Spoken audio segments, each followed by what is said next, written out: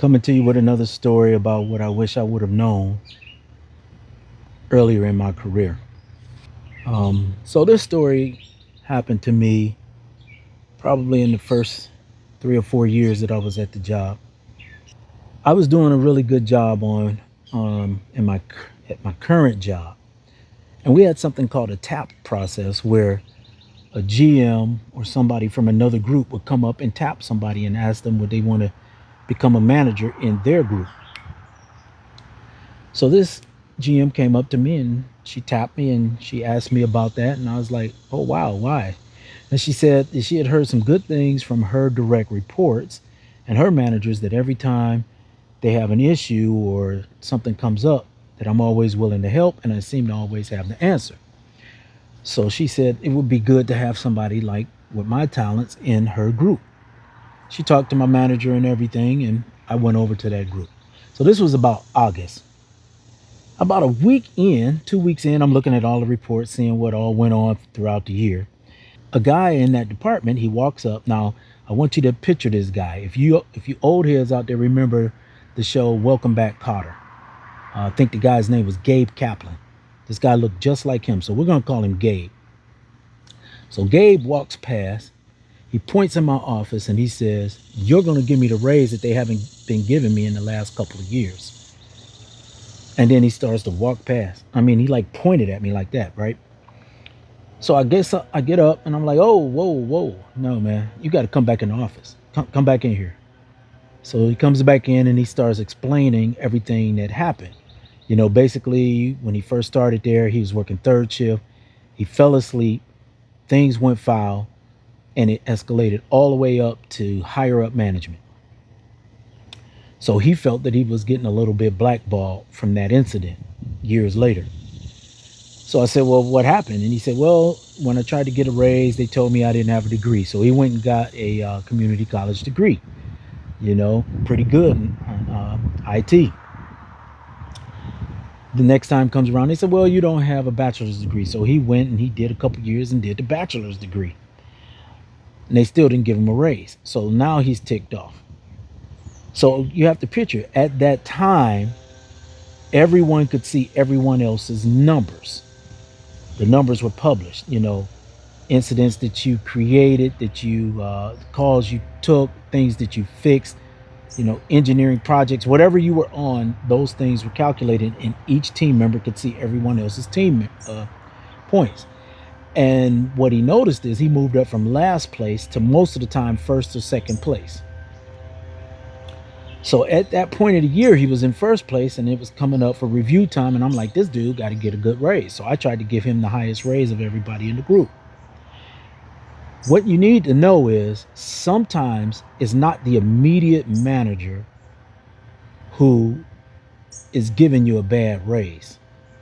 Sometimes, probably most times, it comes from higher up. So I do all my paperwork. I send it all the way up the chain. It comes back down. Send it all the way up the chain again. Comes back down. So that happened like 3 or 4 times where it went from whatever percentage to zero, or actually it went to like 1.5%. So they called me in the office and they said, "JB, you have to have an understanding when you leave out of this office." And I was like, "An understanding? What do you mean?" He's like, "We've sent this back to you 3 or 4 times. You keep sending it back." And I was like, "Yeah, well, you need to understand." And then, me immediately, you know, I'm quick with it. I'm like, okay, they don't want this guy to get a raise at all. I'm like, all right. So I go and I give this guy a zero raise. He's furious. He goes to different managers with the open door policy that, we have to try to see what he should do. He goes to the HR. He goes to the HR group to see, what's going on. He's contacting everybody because he's just ticked off. So one time he goes into there with HR and a few different people, and apparently he said in that meeting that he wishes that I was in the meeting because he would punch me in my face. So how did I find that out? Well, He says that they say whatever they said to him, and then they could call me into the office, hit me up on my phone. Hey, you got a minute? I want you to come into the office. So as I'm going into the office, he's leaving out. We pass each other. I say, hey, what's up? Hey, Gabe. He keeps on moving. I keep on going to the place. So they tell me, that we talk to him. There's gonna be some other things that they have to finish with him. Blah blah blah. And they said it's been very stressful on you. Would you like to go home early? B. He said it's been very stressful on you. Would you like to go home early?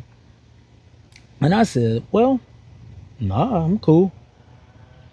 And they said, we can escort you to your car. I'm like, escort me to my car. What do you mean, escort me to my car? So the security guy says to the people in the room, you guys didn't tell him? And I said, tell me what? And they said, well, when he was in here, he made a threat against you that he feels like that if you were in here right now, he would punch you in the face. I said, but I just walked past this guy in the hallway. When you guys called me, you didn't tell me that. And they're like, yeah, he was really frustrated. We reprimanded him. We got some other actions, corrective actions we're gonna take, whatever, whatever. I said, well, I'm glad he didn't do that. I said, because if I felt like he was gonna hit me or if he was gonna do something to me, it will, and then I had a few choice things that I said because, it was known that this guy would have definitely been into some trouble if he would have tried to hit me in my face. So they said, oh, JB, you can't say that. You can't say that. I said, well, nobody told me, nobody warned me, and you're telling me what I can't say. So, it all went down. But get back into the point is he was very upset. He ended up, going to another job in another state. And, I guess Gabe is doing well now. But I wanted you guys to know that earlier in my career, if I would have known the politics behind certain positions and how things played out, I would have been able to play those politics a little bit better to my advantage to perhaps get out of there earlier. But I was going the way you were taught when you brought up, not, you know, hey, if I want to give you a good raise and somebody else doesn't, in the old days, you'd be like, that, don't blame me. But you can't say that. You have to take the blame. You have to be involved. It's kind of like, no snitching, but it's kind of weird, no snitching when you're sitting way up here and there's no repercussions, right? So here are these managers that are sitting way up and they're barking out these rules, but the front line managers have to pass along this bad message and then get threatened. So that's just a story that I wish I would have known earlier before, just how to play the politics. I might not have even taken that manager's role. And I want to say 6 months later, I told him I no longer wanted to be in the management role. I wanted to go back to what I was doing before at a higher level, because what I found out was managing started to become a role of you lose your skills that you may have went to school for to try to make sure that everybody's happy and nobody wants to sue or go, you know, you're babysitting. You go to a babysitting role. So this has been JB. Talk to you later.